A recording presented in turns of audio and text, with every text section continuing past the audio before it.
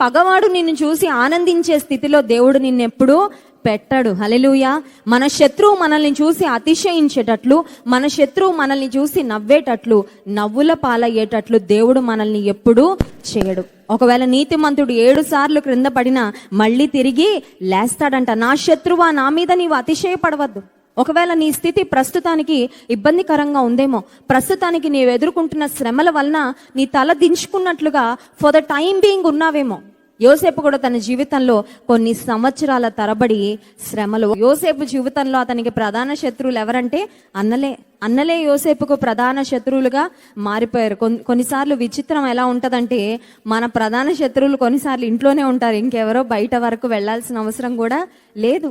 బాగా ప్రేమించిన ప్రాణ స్నేహితులే సడన్ గా వారి పరిస్థితి మారిపోయి నీకు శత్రువులుగా, నీకు కీడు కలగాలని, నీవు క్రింద పడిపోతే ఆనందించాలని, ఒకవేళ సంతోషించే పరిస్థితికి రావచ్చేమో, ఎదురు చూసే పరిస్థితికి రావచ్చేమో. కానీ భక్తుడు చెప్తున్న మాట, నా పగవారు చూచి సిగ్గుపడునట్లు శుభకరమైన ఆనవాలు నాకు కనుపరచుము.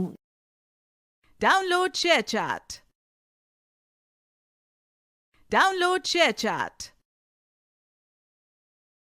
Download ShareChat.